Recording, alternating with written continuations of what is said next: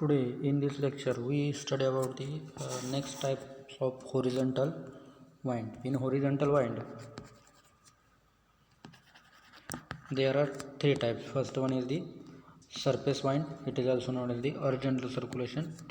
Second one is the local wind, and third one is the periodic wind.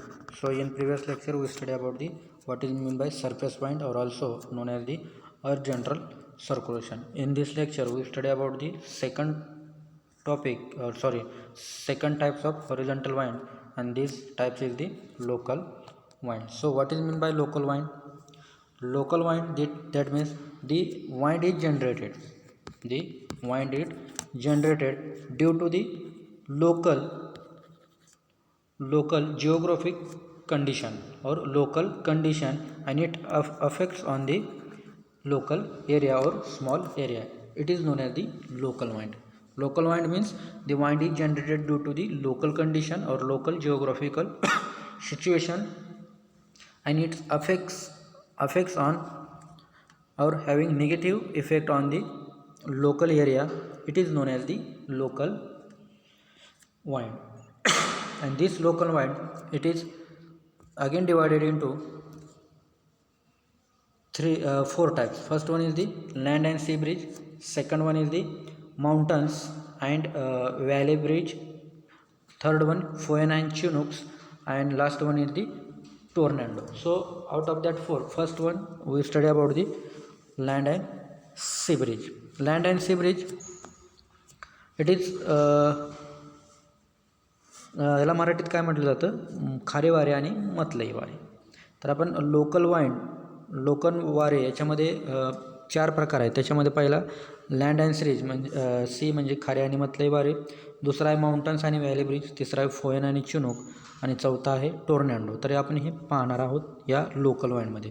तर local वाइंडमध्ये पहिला बघूया आपण land and sea breeze. So what is mean by land and sea breeze? Land and sea breeze means the interchanges of air between land and sea due to unequal heating and cooling of this land and sea surface.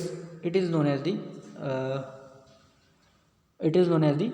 land and sea bridge. म्हणजे दिवसभरात जे solar radiation येतात ते solar radiation पृथ्वीवरती त्याचबरोबर पाण्यावरती येतात, आणि याच्यामध्ये काय होतं, पृथ्वीचं तापमान वेगळं राहतं आणि समुद्रावरचं तापमान म्हणजे पाण्याचं तापमान वेगळं राहतं.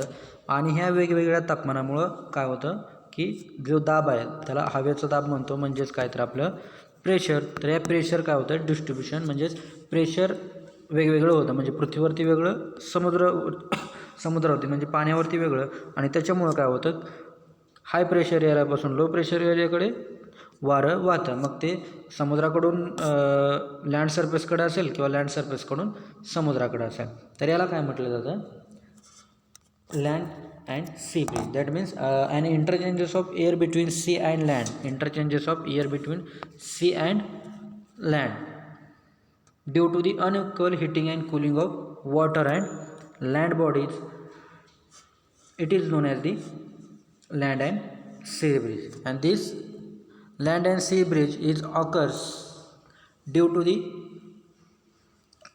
unequal heating and cooling of land and sea, that means water. So during daytime when sun rises to sunset, different solar radiation reaches on earth's surface as well as the low water bodies. When solar radiation reaches on earth's surface during daytime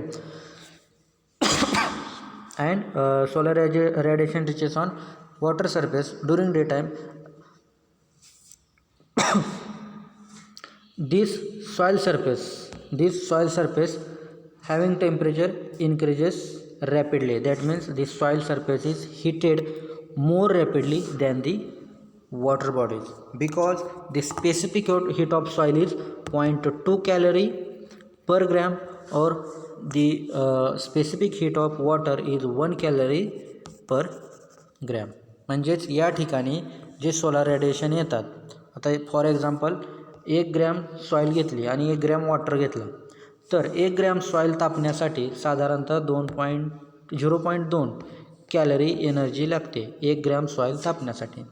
आणि तेच 1 gram water जर पाणी जर आपण घेतलं तर त्याला 1 calorie प्रति ग्रॅम एवढी हीट लागते. म्हणजेच याच्या कंपॅरिझनमध्ये सॉईलच्या कंपॅरिझनमध्ये वॉटरला तापण्यासाठी म्हणजे 1 ग्रॅम पाणी तापण्यासाठी साधारणतः सॉईलच्या 5 पट कॅलरी एनर्जी लागते. तर हे सेंटेन्स किंवा हे जे व्हॅल्यू आहे स्पेसिफिक हीट, तर ही स्पेसिफिक हीट तुम्ही कदाचित सॉईलमध्ये शिकला असाल, परंतु तरीही लक्षात ठेवा ही MCRमध्ये तुम्हाला विचारू शकतात. PGCET म्हणजे पोस्ट ग्रॅज्युएटसाठी म्हणजे MSCसाठी जी CET असते त्याच्यामध्ये तुम्हाला विचारू शकतात की स्पेसिफिक हीट ऑफ सॉईल किंवा स्पेसिफिक हीट ऑफ वॉटर, किंवा असंही विचारू शकतात the specific heat of soil and water किंवा वॉटर अँड सॉईल. तर त्याच्यामध्ये गोंधळून जायचं नाही. तर सॉईलची सगळ्यात कमी आहे आणि वॉटरची सॉईलपेक्षा 5 पटीनं जास्त आहे. किंवा असंही विचारू शकतात the specific heat of water it is more than dash dash times of soil. तर किती? 5 टाइम्स, 1 टाइम्स नाही 5 टाइम. कारण 0.2 1 ग्रॅम सॉईल तापायला लागते कॅलरी एनर्जी, आणि 1 कॅलरी एनर्जी म्हणजेच 0.2 तर असं आपण 5 पटीनं म्हणजे सॉईलच्या 5 पटीनं 1 ग्रॅम वॉटर तापण्यासाठी कॅलरी एनर्जी लागते 5 पट, सॉईलच्या 5 पट वॉटरसाठी. म्हणून काय होतं, ज्यावेळेस दिवसा सोलार रेडिएशन पृथ्वीवरती पडतात आणि पाण्यावरती पडतात त्यावेळेस पाण्याला तापायला जास्त वेळ लागतो आणि जमीन लवकर तापते. म्हणजेच या ठिकाणी काय होतं, लो प्रेशर बेल्ट तयार होतो आणि या ठिकाणी हाय प्रेशर बेल्ट तयार होतो. आणि आपल्याला माहीत आहे वारं कुठून वाहतं, high pressure belt to low pressure belt. याला काय म्हटलं जातं, सी ब्रिज असं म्हटलं जातं. तर हे झालं सी ब्रिजनंतर, सी ब्रिजबद्दल. आता याच्यानंतर बघूया आपण लँड ब्रिज. लँड ब्रिज म्हणजे काय, during night time the maximum heat is released from land surface than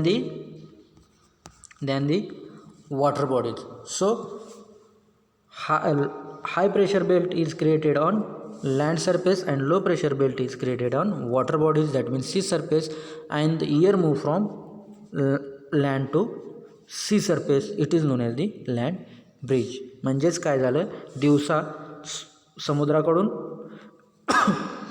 जमिनीकडे वारं व्हायला आणि रात्री जमिनीकडून समुद्राकडे वारं व्हायला. तर याच्यामध्ये सुरुवातीला पाहिलं सी ब्रिज म्हणजेच काय, ही दिवसा जे सोलार रेडिएशन येतात त्याच्यामुळं जमीन लवकर तापते आणि या ठिकाणचं प्रेशर कसं होतं, लो होतं, आणि जमीन जी लवकर तापते त्या ठिकाणचं प्रेशर हे समुद्रापेक्षा कमी असतं. म्हणजे समुद्रावरचं तापमान किंवा पाण्याचं तापमान हे कमी असतं जमिनीपेक्षा. म्हणून या ठिकाणी हाय प्रेशर बेल्ट तयार होतो आणि वारं समुद्राकडून कुठं व्हायला लागतं, जमिनीकडे व्हायला लागतं. त्याला म्हणतो सी ब्रिज. आणि रात्रीच्या वेळेस पाण्यापेक्षा जमिनीमधून जास्त सोलार एनर्जी काय होते, रिलीज होते, निघून जाते. त्यामुळं या ठिकाणी जमिनीवरती कमी तापमान आणि समुद्रावरती जास्त तापमान, म्हणजेच लो प्रेशर बेल्ट हा समुद्रावरती आणि हाय प्रेशर बेल्ट हा लँडवरती तयार होतो. आणि त्याच्यामुळं काय होतं, जमिनीकडून समुद्राकडं किंवा पाण्याकडे वारं व्हायला लागतं. याला काय म्हटलं जातं, लँड ब्रिज असं म्हटलं जातं. तर याला मराठीत काय म्हटलं जातं, खारे वारे आणि मतलई वारे. तर and this land breeze and sea breeze also known as the doctors mind. कदाचित तुम्ही इयत्ता 9वीमध्ये शिकला असाल. खारी वारे आणि मतलई वारे यांना डॉक्टरी वारे असे म्हटले जातं. तर हीच कन्सेप्ट धरून राज्यसेवा मुख्य परीक्षा 2013ला विचारलं गेलं होतं की कोणत्या स्थानिक वाऱ्यांना डॉक्टरी वारे या नावाने संबोधले जाते. तर कोणते स्थानिक वारे, ते म्हणजे लँड अँड सी ब्रिज म्हणजेच खारे वारे आणि मतलई वारे. तर अशा पद्धतीनं आपण खारे वारे आणि मतलई वारे पाहिलं. तर या ठिकाणी काय होतं बघा, इयर कन्व्हर्जन्स होते म्हणजे पुन्हा त्याच ठिकाणी फिरून येते. कन्व्हर्जंट आपण जे क्लासिफिकेशनमध्ये व्हर्टिकलमध्ये पाहिलं, कन्व्हेक्शन नॉट कन्व्हर्जन, कन्व्हेक्शन. दिवसा लँड एअर मॉलिक्यूल काय होतात, लँड सरफेसकडे जातात आणि संध्याकाळी पुन्हा त्याच ठिकाणी येतात म्हणजे सी सरफेस. तर याला काय म्हटलं जातं, कन्व्हेक्शन असं म्हटलं जातं. तर दुसरा पार्ट आहे mountains and valley bridge. Same आता ज्या पद्धतीनं पाहिलं जसं लँड ब्रिज आणि सी ब्रिज पाहिलं, सेम त्याच पद्धतीनं mountains bridge and land bridge. तर दिवसा काय होतं, जे सोलर रेडिएशन आहेत ते व्हॅली ब्रिज, व्हॅली म्हणजे हा समुद्राचा खालचा, आणि माउंटन्स म्हणजे समुद्रच म्हणतो, माउंटन्स म्हणजे काय, पर्वतीय भाग, आणि व्हॅली ब्रिज म्हणजे काय, पर्वताचा पठारी प्रदेश म्हणजे पर्वताचा खालचा भाग. तर ज्यावेळेस सोलार रेडिएशन येतं, सूर्य उगवल्यापासून सोलार रेडिएशन येतात, तर या ठिकाणी जास्त हाईट असल्यामुळं, या ठिकाणी हाईट जास्त असल्यामुळं जे काय सोलार रेडिएशन आहेत ते जास्तीत जास्त काय होणार आहेत, लँड्स या माउंटन्सवरती रिसीव्ह होणार आहेत as compare to valley region.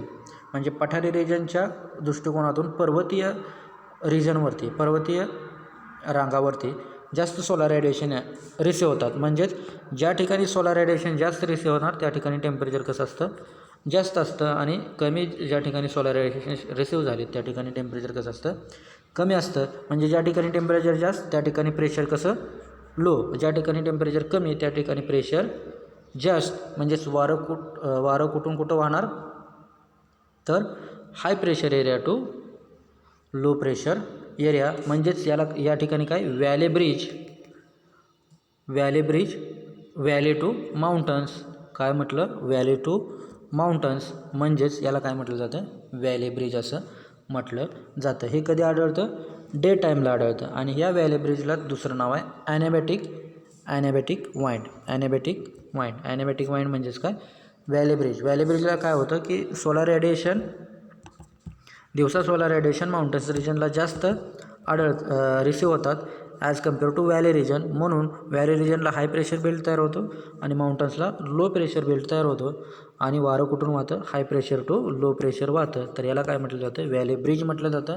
म्हणजेच त्याला दुसरं नाव आहे ॲनेबॅटिक वाइंड असं म्हटलं जातं. काय म्हटलं जातं, ॲनेबॅटिक वाइंड असं म्हटलं जातं. तर ही झाली डे टाईम प्रोसेस. ही कोणती झाली, day time process. At night time after sunset the maximum heat is released from mountains region than the valley region, and due to this release of heat from mountains region, the high pressure belt is generated on the mountain regions and low pressure belt is generated at valley region. And due to high pressure and low pressure, that means due to pressure gradient wind blow from high pressure area to low pressure area, that means from mountains to valley region. So this is known as the mountains bridge. And mountains bridge, it is also known as the katabatic wind. तर काय होतं, रात्रीच्या वेळेस सूर्य मावळ्याच्या नंतर आपल्याला माहीत आहे की जमिनीमधून जास्त हीट रिलीज होत असते. म्हणजेच ज्या ठिकाणी सॉईल सरफेस एरिया जास्त आहे त्या ठिकाणचा काय होणार, सोलार रेडिएशन एनर्जी काय होणार, त्यातून जास्तीत जास्त रिलीज होणार. आणि ती जी एनर्जी रिलीज होते ती एनर्जी जास्त असते. कशाच्या कंपॅरिझनमध्ये, म्हणजे माउंटन्समधली जी एनर्जी रिलीज होते ती व्हॅली रिजनच्या तुलनेत कशी असते, जास्त असते. म्हणजेच या ठिकाणचं तापमान कसं असणार आहे, कमी असणार आहे, आणि या ठिकाणचं तापमान जास्त असणार आहे. म्हणजेच माउंटन्सला हाय प्रेशर एरिया बेल्ट तयार होतो आणि व्हॅलीला लो प्रेशर बेल्ट तयार होतो. आणि आपल्याला माहीत आहे हाय प्रेशर एरियाकडून लो प्रेशर एरियाकडे काय होतं, वारं वाहत असतं. म्हणजेच माउंटन्सकडून कुठं वारं वाहतं, व्हॅलीकडे वाहतं. म्हणून याला काय म्हटलं जातं, माउंटन्स ब्रिज असं म्हटलं जातं. आणि या माउंटन्स ब्रिजला दुसरं नाव काय आहे, कॅटाबॅटिक विंड. आता हे लक्षात कसं ठेवायचं, mountains breeze is also known as the katabatic wind. तर शॉर्टकट लक्षात ठेवा, MK means mountain breeze also known as the katabatic breeze और कॅटाबॅटिक वाइंड. तर अशा पद्धतीने हे माउंटन्स आणि व्हॅली ब्रिज आहे. सेम जसं माउंटन्स आणि माउंटन्स ब्रिज घडतं, सेम तीच कंडिशन आल्प्स माउंटन्स आणि रॉकी माउंटन्समध्ये घडतं. कुठं, आल्प्स माउंटन्स आणि रॉकी माउंटन्समध्ये बनतं. आल्प्स माउंटन्स कुठं आहे, युरोपमध्ये. आल्प्स माउंटन्स युरोपमध्ये, आणि रॉकी माउंटन्स कुठं आहे, नॉर्थ अमेरिकामध्ये. तर या ठिकाणी बघा माउंटन्स आहे, माउंटन्सला काय होतं, ज्यावेळेस माउंटन्समध्ये low pressure air belt create होतो म्हणजे डे टाईमला, सी सरफेसकडून किंवा व्हॅली ब्रिजकडून ज्यावेळेस वारं वाहत असतं कुठं माउंटन्सला म्हणजेच लो प्रेशर एरियाला, त्यावेळेस ते कूल असतं, वारं कसं असतं, कूल असतं. परंतु माउंटन्सला गेल्यानंतर माउंटनच्या पलीकड म्हणजे लीवर्ड साईडला, हा विंडवर्ड साईड, हा लीवर्ड साईड, म्हणजे इकडून वारं येतं आणि हे इकडं जातं. म्हणजे विंडवर्ड साईडला ज्यावेळेस वारं असतं त्यावेळेस ते कसं असतं, कूल असतं, आणि लीवर्ड साईडला गेल्यानंतर ते काय होतं, हॉट होतं, हॉट अँड वार्म.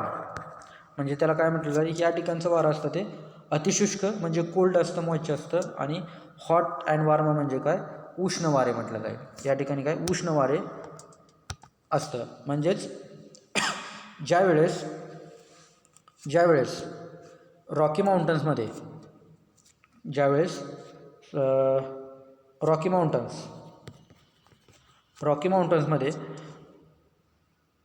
माउंटन्समध्ये काय होईल, कोल्ड एअर पास होईल रॉकी माउंटन्सवरती, आणि रॉकी माउंटनच्या दुसऱ्या बाजूला म्हणजे लीवर्ड साईडला ज्यावेळेस हे कोल्ड एअर जाईल त्यावेळेस ते काय होईल, कोल्ड न राहता हॉट अँड वार्म म्हणजे अतिउष्ण वारं वाहील. म्हणजे इकडं असताना ते कोल्ड असणार आणि इकडं गेल्यानंतर ते हॉट होईल. तर या कंडिशनला काय म्हटलं जातं, चिनूक असं म्हटलं जातं. म्हणजेच थोडक्यात रॉकी माउंटन्सला म्हणजे नॉर्थ अमेरिकेमध्ये ज्यावेळेस थंड वारं माउंटन्सला म्हणजे रॉकी माउंटन्सला जातं विंडवर्ड साईडला, त्यावेळेस ते थंड असतं, आणि लीवर्ड साईडला गेल्यानंतर ते ड्राय होतं, हॉट होतं, वार्म होतं, आणि ते व्हायला लागतं. तर या कंडिशनला काय म्हटलं जातं, चिनूक वाइंड असं म्हटलं जातं. काय म्हटलं जातं, चिनूक वाइंड म्हटलं जातं. आणि same condition in case of Alps mountains in Europe, ज्यावेळेस अशी कंडिशन घडते त्याला काय म्हटलं जातं, फोयन असं म्हटलं जातं. तर हे फोयन आणि चिनूकबद्दल. तर थोडक्यात लक्षात काय ठेवा की विंडवर्ड साईडला ज्यावेळेस वारं असतं, एखाद्या माउंटनचा विचार केला म्हणजे आल्प्स माउंटन्स आणि रॉकी माउंटनचा विचार केला, तर रॉकी माउंटनच्या बाबतीत विंडवर्ड साईडला ज्यावेळेस वारं असतं ते कूल असतं, आणि लीवर्ड साईडला गेल्यानंतर तिकडचं होतं हॉट अँड वार्म होतं. तर विंडवर्ड साईडला कूल वारं आणि लीवर्ड साईडला गेल्यानंतर हॉट वारं किंवा हॉट वाइंड किंवा वार्म वाइंड होते. तर अशा कंडिशनला काय म्हटलं जातं, चिनूक म्हटलं जातं. कधी तर ते रॉकी माउंटन्समध्ये आढळल्यानंतर, आणि ज्यावेळेस आल्प माउंटन्समध्ये ते आढळतं तर त्याला फोयन असं म्हटलं जातं. तर हे चिनूक आणि फोयन म्हणजे वारं तेच वाइंडचं आहे, वाईटचं इंटरचेंजेस आहे, फक्त कूलचं हॉट होतं. तर याला काय म्हटलं जातं, चिनूक आणि फोयन्स असं म्हटलं जातं. तर याच्यावरती काय कसा क्वेश्चन विचारू शकतात तुम्हाला, the Chinook types of wind is occurs in dash dash mountains. तर चिनूक कुठं आढळतं, रॉकी माउंटन्समध्ये, आणि रॉकी माउंटन्स कुठं आहे, नॉर्थ अमेरिकामध्ये. तर हे लक्षात कसं ठेवायचं, RAC. What is mean by RAC, R for Rocky Mountains in North America, आणि C फॉर चिनूक. तर आपल्या कॉलेजच्या नावावरून सुद्धा तुम्ही लक्षात ठेवू शकता. RAC means Rocky Mountains in North America, and here wind is occurs observed. This wind is known as the Chinook wind. In Rocky Mountains in North America, the wind is observed. This wind is known as the Chinook. And next one is the Foehn. Foehn occurs in Alp Mountains in Europe. FAE. Foehn's types of wind it occurs in Alp Mountains, and these Alp Mountains present in Europe. तर अशा पद्धतीने हे लक्षात ठेवा. तर ह्या फोयन आणि चिनूकवरती I think राज्यसेवा मुख्य परीक्षा 2018ला असा क्वेश्चन विचारला होता की कोणत्या स्थानिक वाऱ्याला नो ईस्टर म्हटले जाते किंवा नो ईस्टर असे संबोधले जाते. तर ते कशाला म्हटलं जातं, चिनूकला काय म्हटलं जातं, नो ईस्टर असं संबोधलं जातं. कोणाला, चिनूकला असं संबोधलं जातं. तर अशा पद्धतीनं आपलं राज्यसेवा मुख्य परीक्षेला क्वेश्चन विचारला होता. The chinook wind it also known as no easters. काय म्हटलं जातं? नो ईस्टर असं म्हटलं जातं. किंवा असं दुसऱ्या पद्धतीनं असा क्वेश्चन विचारला होता राज्यसेवा 2014ला, राज्यसेवा मुख्य परीक्षा 2014ला, की रॉकीज पर्वतामध्ये अतिशुष्क व उष्ण वारा. अतिशुष्क म्हणजे काय? कोल्ड, आणि उष्ण म्हणजेच वार्म, म्हणजे विंडवर्ड साईडला कोल्ड आणि लीवर्ड साईडला वार्म वारा. असा वारा रॉकी माउंटन्समध्ये आढळतो. तर त्याला काय म्हटलं जातं? तर त्याला काय म्हटलं जातं? चिनूक असं म्हटलं जातं. तर हे राज्यसेवा मुख्य परीक्षा 2014ला क्वेश्चन विचारला होता. आणि राज्यसेवा 2020 म्हणजे यावर्षीची परीक्षा झाली, तर त्याच्यामध्ये पण असं विचारलं होतं की फॉयन टाइप्स ऑफ वाइंड और Chinook types of wind is occurs in which mountains. म्हणजे फॉयन कुठं? आल्प्स माउंटन्सला, आणि चिनूक रॉकीज माउंटन्सला. तर चिनूकवरती क्वेश्चन विचारलेला होता राज्यसेवा मुख्य पूर्व परीक्षा 2020ला. The Chinook types of wind is occurs in dash dash mountains. Which mountains? Rocky mountains, and Rocky mountains are present in North America. तर अशा पद्धतीने फोयन आणि चिनूक आपण पाहिलं.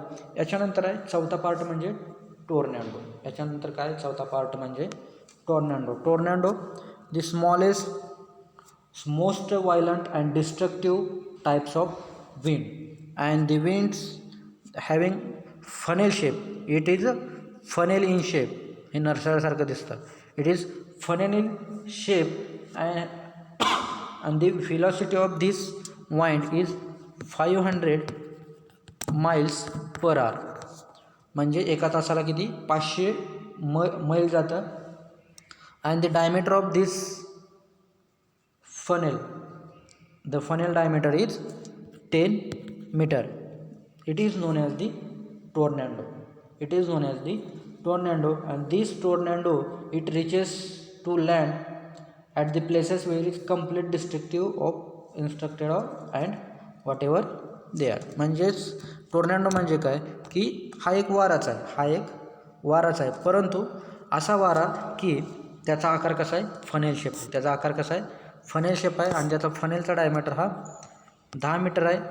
त्याचबरोबर या वाऱ्याचा वेग 500 मैल्स ताशी आहे. म्हणजे ताशी वाऱ्याचा वेग 500 मैल आहे.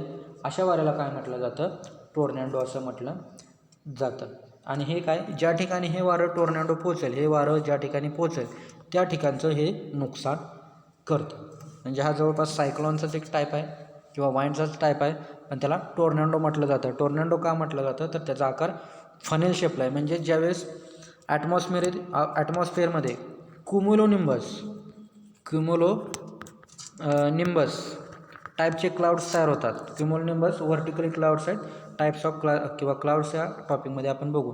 पण ज्यावेळेस क्युमुलोनिंबस क्लाउड्स तयार होतात, ज्यावेळेस क्युमुलोनिंबस क्लाउड्स तयार होतात, त्यावेळेस त्या क्युमुलोनिंबसला अटॅच होऊन एक वादळ तयार होतं, एक वारं तयार होतं.